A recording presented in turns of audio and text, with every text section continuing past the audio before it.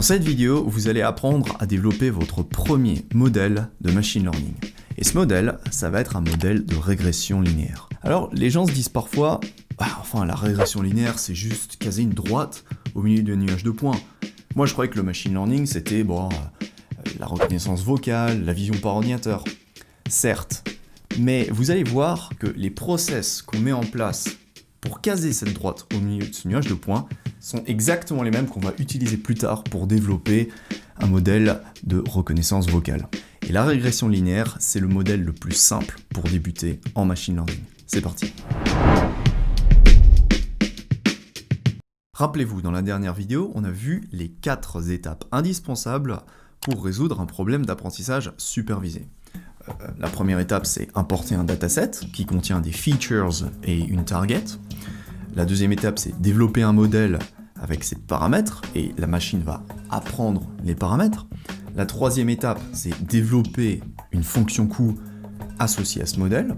Et la quatrième étape, c'est développer un algorithme de minimisation de la fonction coût.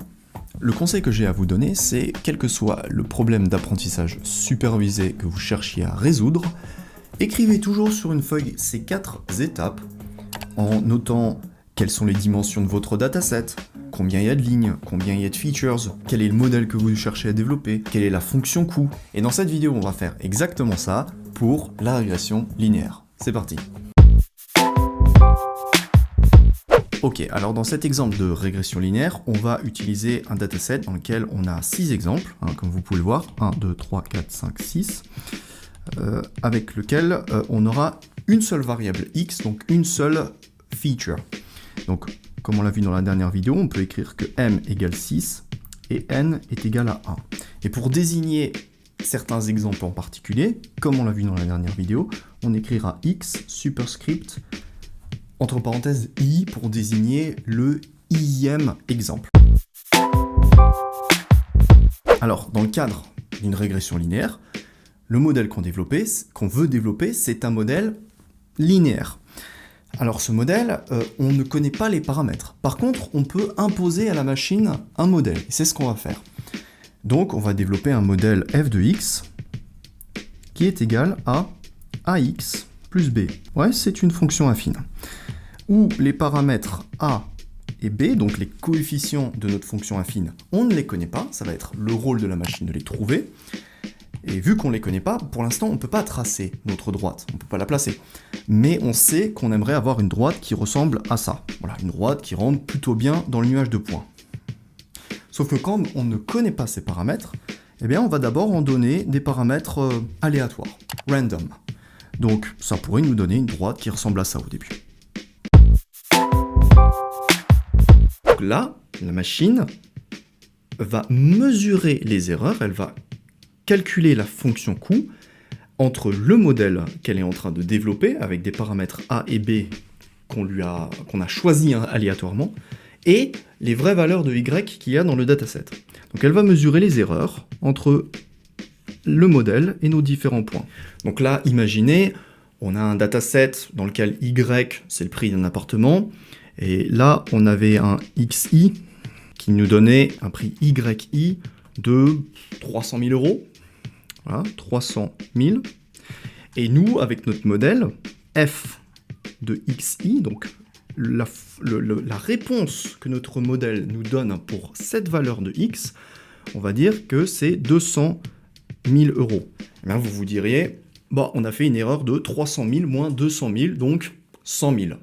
Donc on pourrait se dire que pour mesurer nos erreurs, il suffit d'écrire f de x, i, moins yi. Ou l'inverse, yi moins f de xi. Mais du coup, si jamais on a des inverses, alors on peut se retrouver avec des erreurs de moins 100 000 au lieu de 100 000. C'est pas très pratique, on aimerait bien avoir des valeurs absolues. Alors on pourrait se dire, on pourrait mettre une valeur absolue. C'est une possibilité. Mais la possibilité qu'on va d'abord explorer pour les fonctions coût, c'est d'utiliser le carré de ces erreurs. Et ça, en mathématiques, c'est ce qu'on appelle la distance euclidienne, ou la norme euclidienne.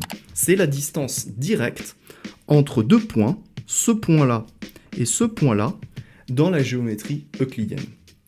Et la fonction coût, rappelez-vous, c'est l'ensemble de toutes nos erreurs. Donc c'est pas seulement cette erreur-là, mais c'est aussi cette erreur, cette erreur, cette erreur, cette erreur et cette erreur.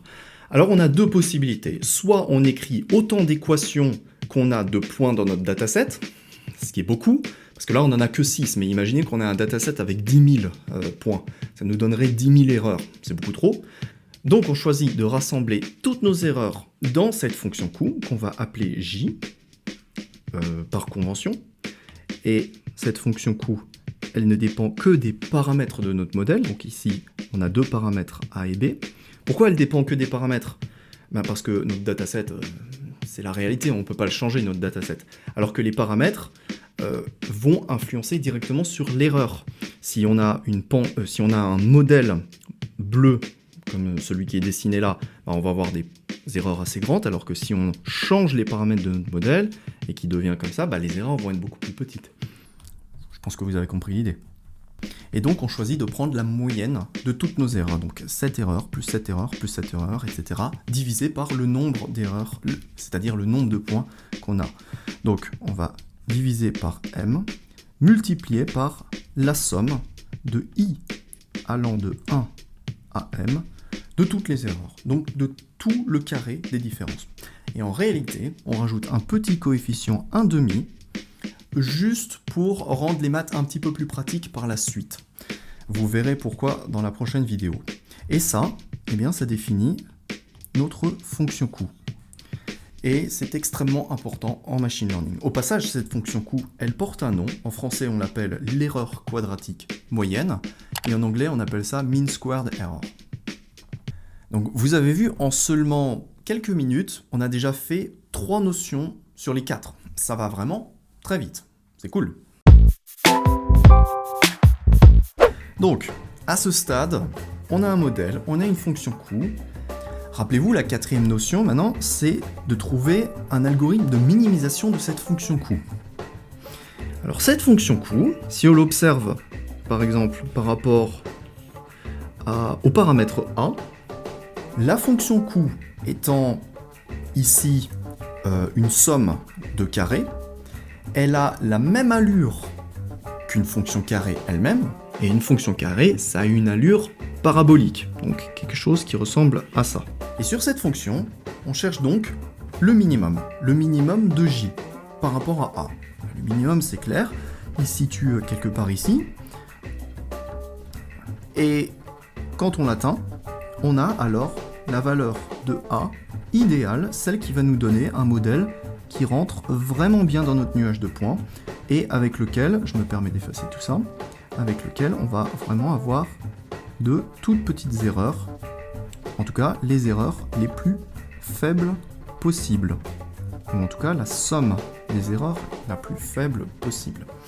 Alors pour atteindre ce point A, il y a plusieurs possibilités, il y a plusieurs stratégies possibles. Une d'entre elles, c'est d'utiliser la méthode des moindres carrés. Vous la connaissez très bien.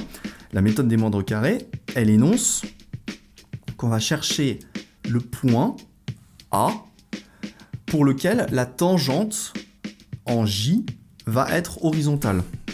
Donc on va avoir une tangente horizontale. Et rappelez-vous, une tangente horizontale, ça veut dire une pente nulle. Et une pente nulle, ça nous donne une dérivée de la fonction qui s'annule. Donc on va chercher le point A pour lequel la dérivée va s'annuler. Ça, c'est la méthode des moindres carrés.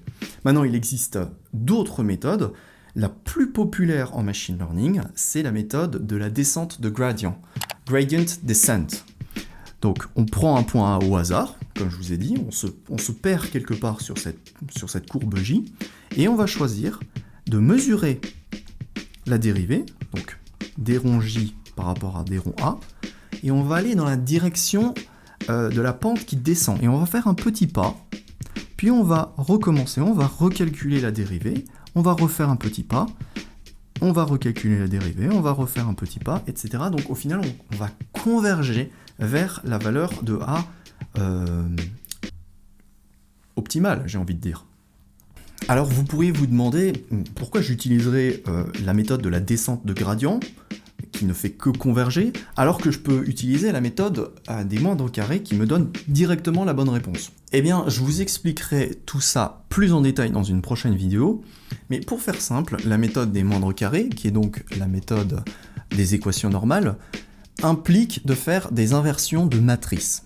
Faire une inversion de matrice sur notre dataset qui fait 6 lignes et une seule colonne, c'est très facile. Par contre, dans la pratique, lorsqu'on va avoir un dataset avec des millions d'exemples, même à un ordinateur, ça peut prendre des millions d'années.